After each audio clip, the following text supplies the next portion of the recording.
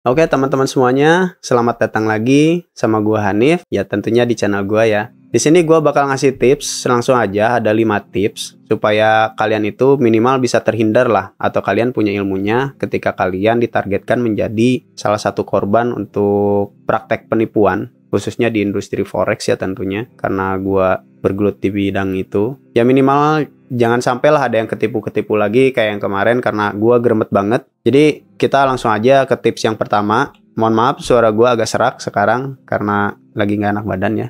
Oke, tips yang pertama. Tentu aja kalian perlu kenalin tanda-tandanya atau ciri-cirinya yang orang yang mau nipu sama kalian yang mengindikasikan tentang trading, investasi apapun. Jadi biasanya oknum-oknum ini mereka biasanya tuh ngejanjiin profit yang tinggi gitu. Ketika kamu modal 1 juta bisa balik nanti jadi 10 juta dalam waktu singkat, atau ya gitulah 10 kali lipatnya, atau bahkan mungkin ada yang 100 kali lipatnya gitu. Ya yang kayak gitulah, yang iming-iming janji surga kayak gitulah ya. Terus biasanya juga itu suka adanya ketidakjelasan regulasi.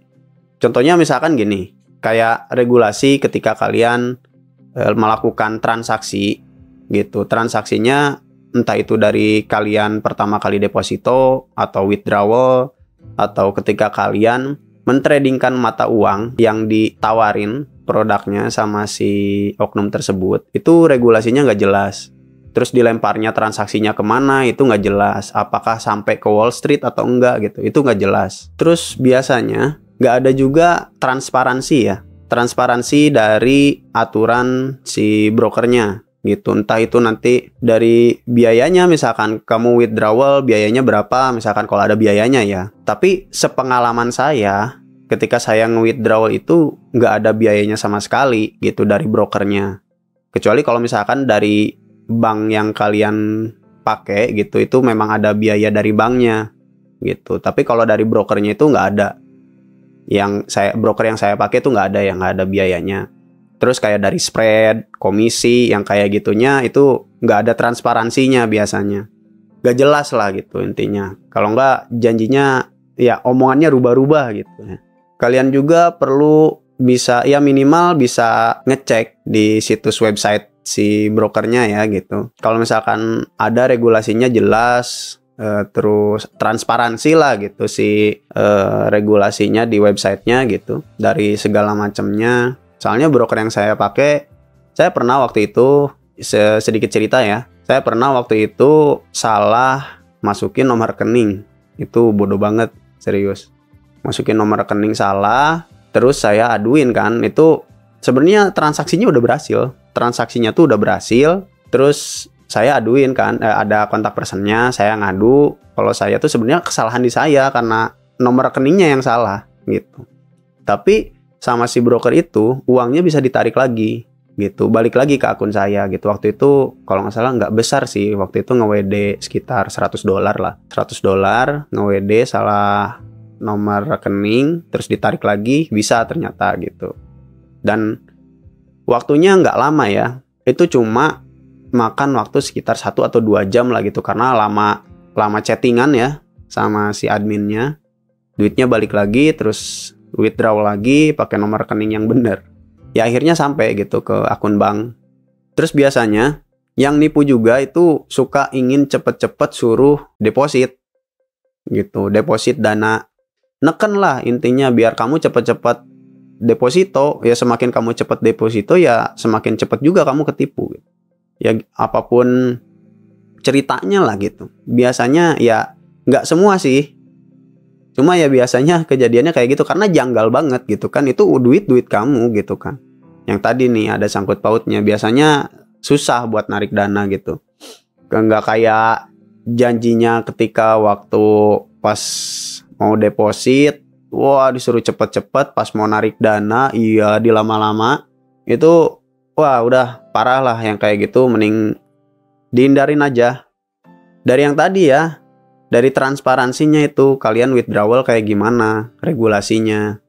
Kalau misalkan dijelasinnya tidak menyeluruh, ada yang janggal, kalian perlu skeptis. Soalnya ini urusannya sama duit kalian, sama masa depan kalian, sama kepercayaan kalian juga. Ya, urusan duit kalau udah sama orang yang niat mau nipu, orang yang niat mau nipu tuh pasti yang penting masuk duit dulu si nasabahnya gitu ya.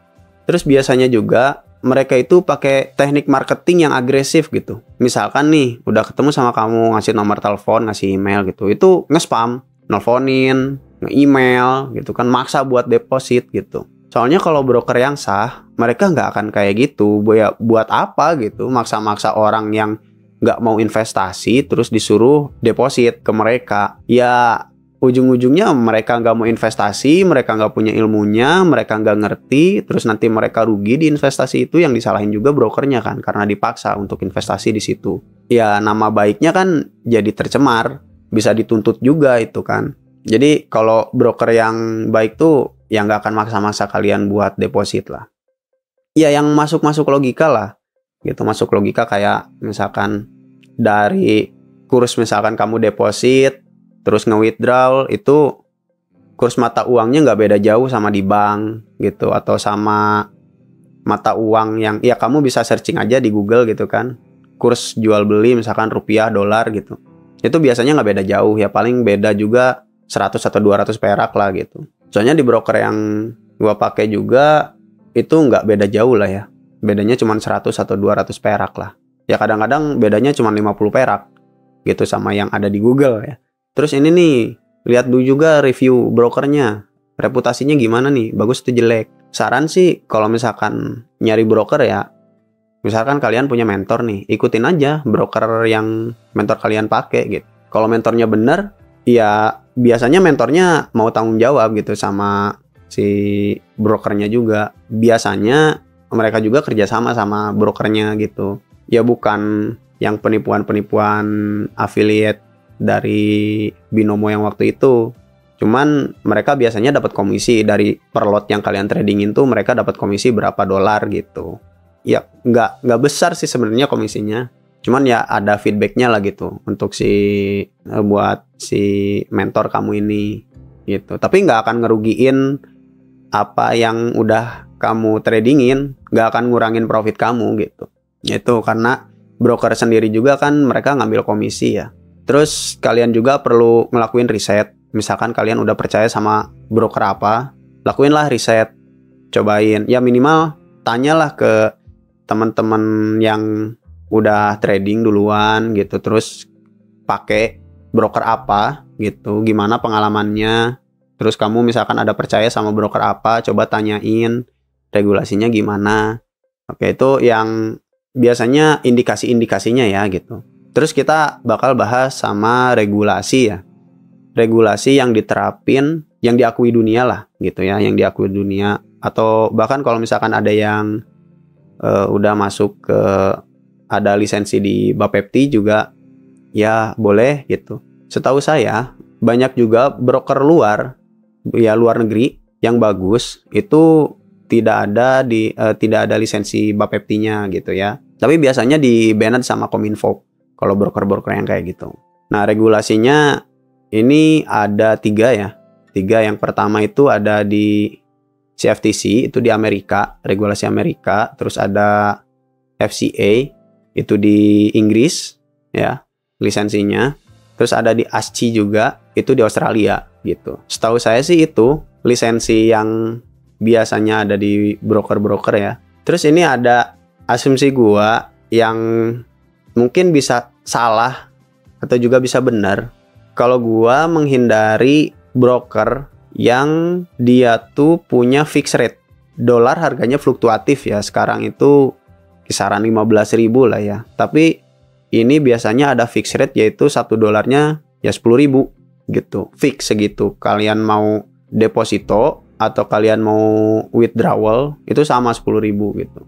Kenapa gua nggak percaya sama yang kayak gitu? Soalnya gini loh, kalian trading forex itu menukarkan mata uang kan, ya, jual beli mata uang lah gitu, mentransaksikan mata uang dari USD ke Euro, dari USD ke CAD, CHF gitu kan, ke Yen gitu ya, banyak mata uang lah gitu. itu harganya pasti fluktuatif. Tapi yang nggak bisa dimasukin akal tuh, kenapa kok ini bisa fixed rate gitu? Kalau misalkan memang benar seperti itu ya, dalam logika saya itu brokernya ya nombokin kurangnya gitu. Ya mungkin kalau misalkan harga dolarnya lebih murah daripada 10.000, yaitu brokernya profit gitu, brokernya untung. Tapi kalau lebih mahal kayak sekarang misalkan, ada misalkan fixed rate 10.000, tapi saya harga dolarnya itu sekarang 15.000, ya rugi 50%-nya lah. Ya pokoknya aneh deh gitu kalau ada yang kayak gitu ya fixed rate. Nggak masuk logika juga. Entahlah itu transaksinya juga nggak tahu dilempar kemana ya. Tapi ini asumsi saya aja, bisa benar bisa salah. Kalau misalkan kalian udah pengalaman sama yang kayak gitu, kalau gua salah, coba komen aja di kolom komentar ya. Kasih tahu gua biar kita sama-sama belajar di sini, karena gua juga sama masih sekolah, maksudnya masih sekolah trading. Jadi sekian aja ya tipsnya untuk kalian semua. Supaya nggak terlalu panjang, ini gue juga udah nahan batuk dari tadi. Jadi jangan lupa di subscribe aja channel gue. Makasih banyak udah mau nonton video ini. Tulis aja di kolom komentar kalau misalkan ada pertanyaan. Jangan lupa like videonya, share juga ke teman-teman kalian. Mudah-mudahan video ini bisa menyelamatkan teman-teman kalian dan orang terdekat kalian dari kasus penipuan-penipuan investasi yang gak jelas itu. Karena jujur aja gue geremet banget.